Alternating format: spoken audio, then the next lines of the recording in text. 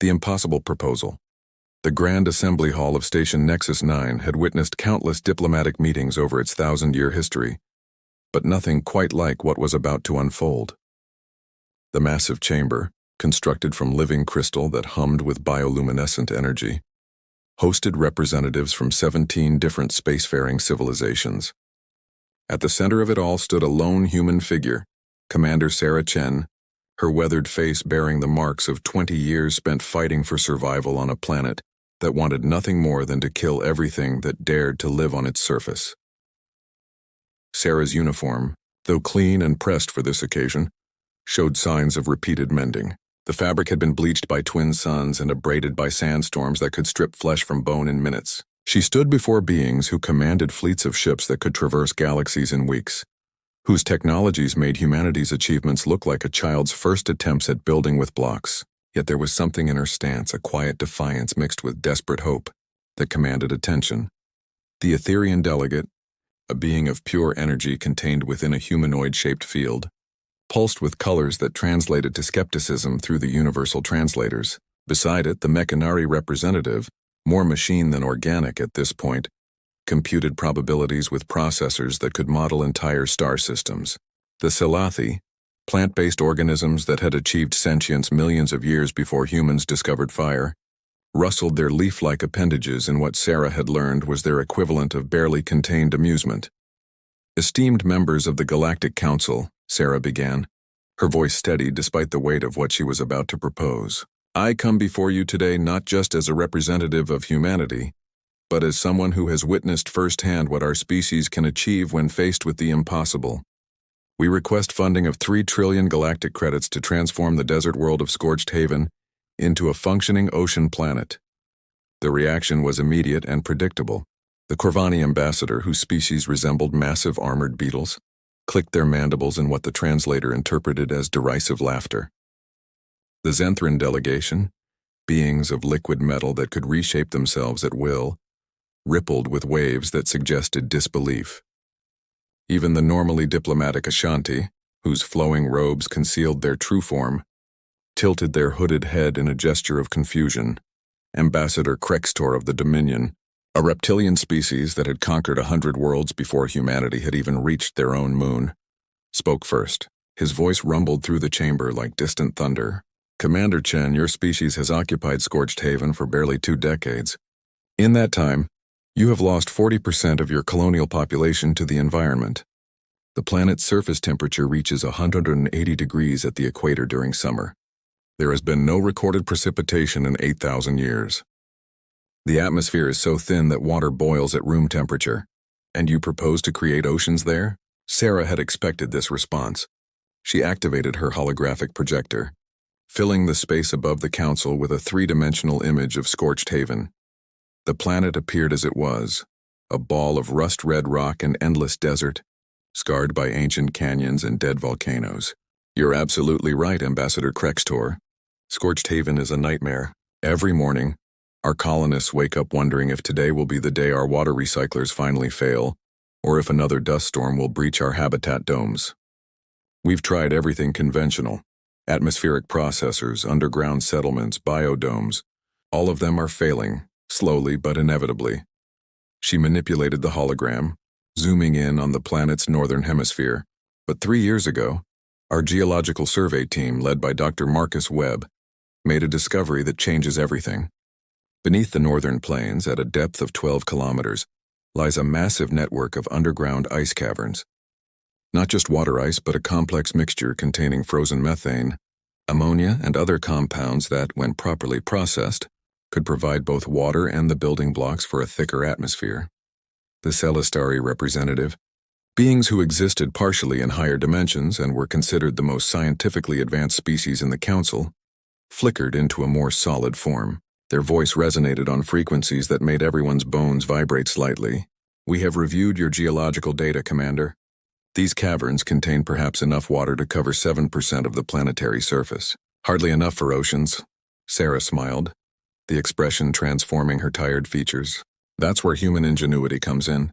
We don't need to cover the entire planet with water. We need to be smart about where we put it. The hologram shifted, highlighting a massive canyon system that wrapped around the planet's equator like a belt. This is the Grand Rift, a tectonic scar that circles 60% of the planet. It's 8 kilometers deep at its lowest points and connects to 17 major basin systems. If we can melt and direct the underground ice into these basins, we create a connected ocean system that covers only 22% of the planet's surface, but fundamentally alters the climate. The Vorthon delegate, an insectoid being with compound eyes that saw in spectrums humans couldn't imagine, chittered rapidly.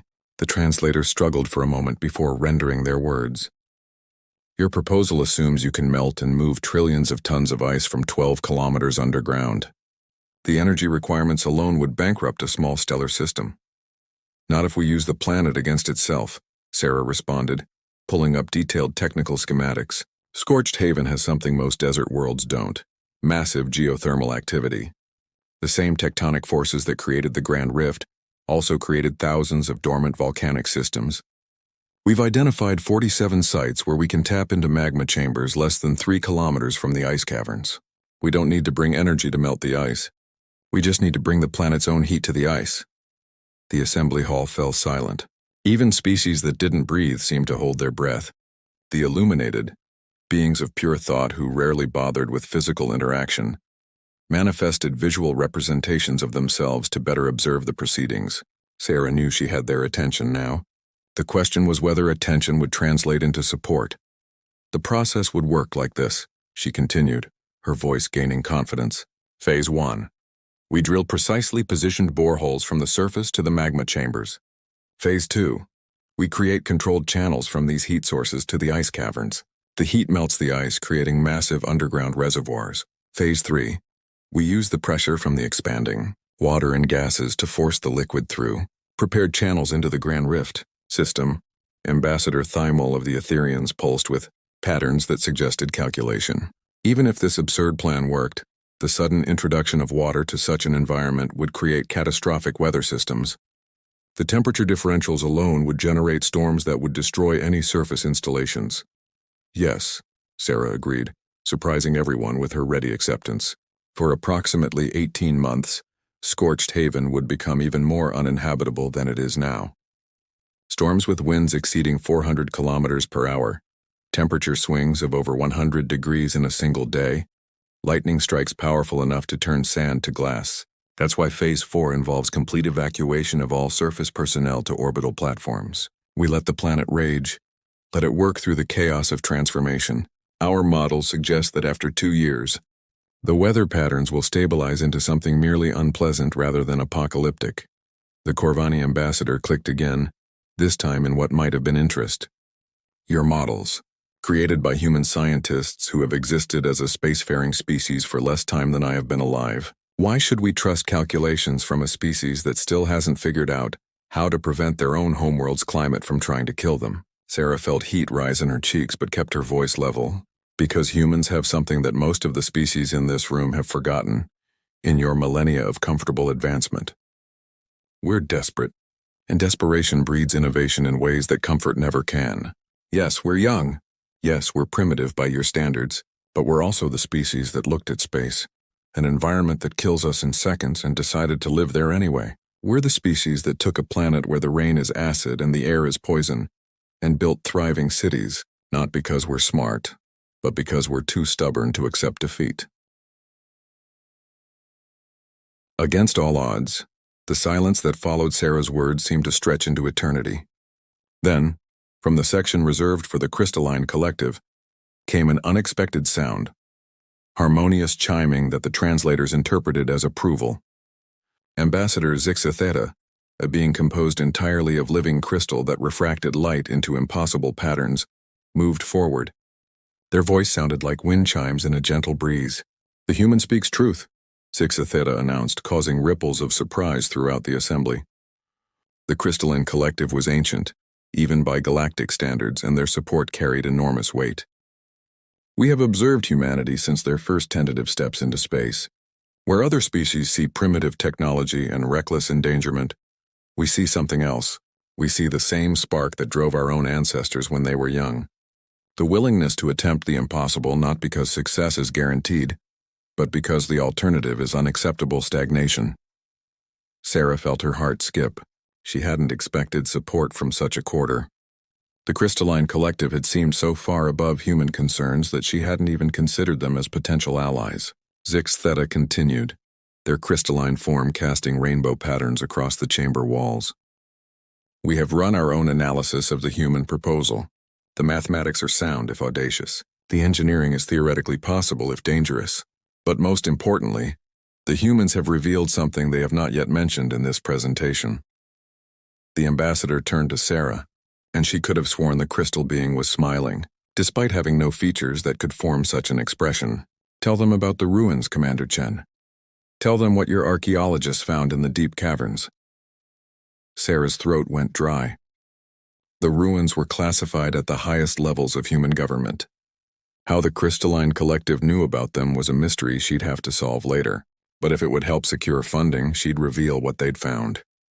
6 months ago, Sarah began, pulling up images that had never been shown outside the highest circles of human leadership. Our deep drilling team broke through into a cavern system that wasn't on any of our surveys. Inside, we found this. The hologram showed structures that were clearly artificial, towering spires of an unknown metallic substance, covered in symbols that hurt to look at directly, surrounding what appeared to be massive mechanical systems of incomprehensible purpose. The reaction from the council was immediate and dramatic. The Zenthran delegation literally scattered into droplets before reforming.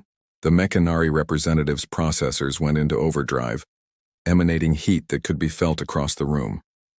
Even the normally unflappable illuminated flickered with what might have been shock. These ruins, Sarah continued, are approximately 50,000 years old. The beings who built them were attempting the same thing we're proposing, transforming Scorched Haven into a water world. We found their records, though we can only translate fragments. They called themselves the Architects, and they claimed to have successfully transformed 17 worlds before attempting Scorched Haven. Ambassador Krextor's scales shifted to a pattern indicating intense interest. What happened to them? Why did they fail? They didn't fail, Sarah replied, bringing up more images. They succeeded. Our analysis of geological records shows that Scorched Haven had oceans for approximately 3,000 years.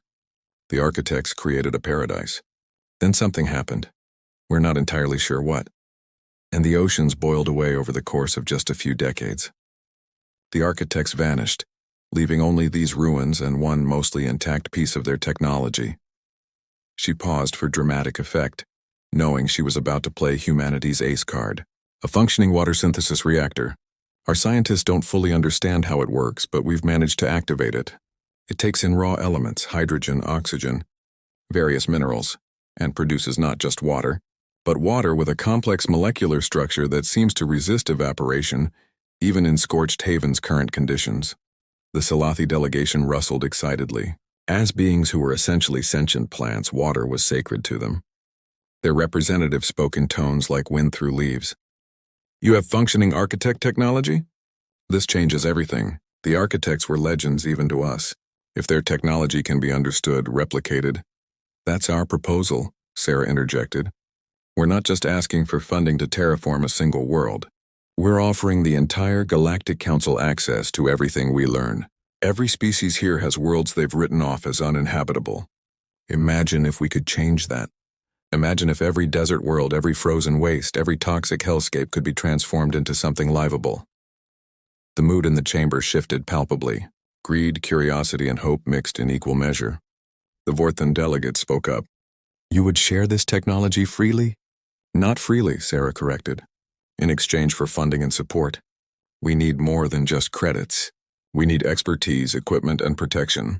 The ruins suggest the Architects had enemies. Beings who didn't want worlds transformed. We might face similar opposition. For the next 3 hours, the council debated. Some species argued that humanity was too young, too reckless to be trusted with such a project. Others pointed out that sometimes it took fresh eyes to see solutions that older civilizations might miss. The Mechanari ran probability calculations that made Sarah's head spin, just watching the numbers flow. The Etherians consulted dimensional variants of themselves for alternative perspectives. Finally, Zix Theta called for order. I propose a compromise. The Crystalline Collective will provide 1 trillion credits immediately for proof of concept. If the humans can successfully create a sustainable body of water, covering at least 1% of Scorched Haven's surface within one standard year, the rest of the funding will be released. The vote was closer than Sarah had hoped, but better than she had feared. 12 species voted in favor, 3 against with 2 abstentions. The measure passed. 1 year later, Sarah stood on an observation platform overlooking what had been dubbed Lake Genesis.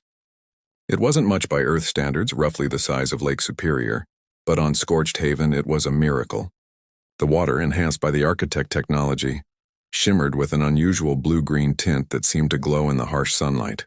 Around its edges, hardy earth plants were already beginning to take root, their roots helping to stabilize the shoreline against erosion. Dr. Marcus Webb stood beside her, his face sunburned despite the protective coating they all wore. Atmospheric water content has increased by 300% in the local area, he reported, unable to keep the excitement from his voice. We're seeing actual cloud formation, Sarah. Clouds. On Scorched Haven. As if to emphasize his point, a shadow passed over them. Sarah looked up to see something she had never thought she'd witness on this world. A genuine rain cloud, dark and heavy with moisture.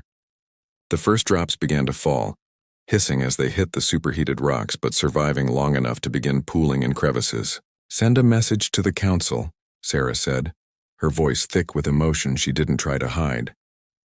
Tell them Phase 1 is complete. Request full funding for Phase 2. She paused, then added with a grin, and tell them they're all invited to the beach party we're throwing in about 20 years. The rain began to fall harder, and Sarah didn't move. She stood there, letting the impossible water soak through her uniform, each drop a testament to human stubbornness and the power of desperate hope. In the distance, thunder rumbled, not the dry, angry sound of Scorched Haven's dust storms, but the wet, promising thunder of a world being reborn. The aliens had said it couldn't be done. They'd said humanity was too young, too primitive, too reckless. But as Sarah stood in the first rainfall Scorched Haven had seen in 8 millennia, she knew the truth. Sometimes being too young to know something is impossible is exactly what you need to make it possible. And sometimes the universe rewards those who are too stubborn to accept defeat. Above them, 17 different species watched through orbital sensors as humanity did what they did best. Turn the impossible into the inevitable, one ridiculous, audacious step at a time.